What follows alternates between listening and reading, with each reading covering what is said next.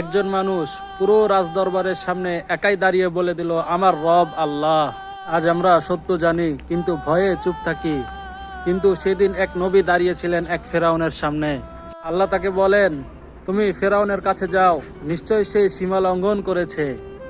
হযরত মুসা আলাইহিস সালাম নবুয়ত পাওয়ার পরে আল্লাহর আদেশে ফেরাউনের সামনে গেলেন। তাকে আল্লাহর কথা বললেন, আল্লাহর পথে ডাকলেন, কিন্তু ফেরাউন বলল, প্রমাণ দাও। তখন মুসা আলাইহিস সালাম আল্লাহর আদেশে তার হাতে থাকা লাঠি নিচে ফেলে দিলেন এবং তার সাথে সাথে সাপে পরিণত হয়ে গেল। তারপর ফেরাউন জাদুকর ডাকলো, সবাই যার যার জাদু দেখালো, কিন্তু মুসা আলাইহিস সালামের লাঠি সব জাদুকে খেয়ে ফেললো।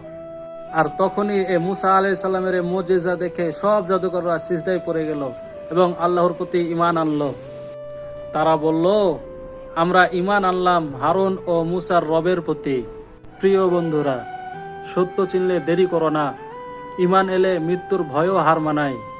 সত্যর সামনে মিথ্যা কখনোই টিকবে না, টিকে না, এটাই বাস্তব। আমরা কি আজ জাদুকরদের মতো সাহসী, নাকি ফেরাউনের ভয়ে নীরব? এমন ইসলামিক সত্য জানতে ও জানাতে ভিডিওটি শেয়ার করুন।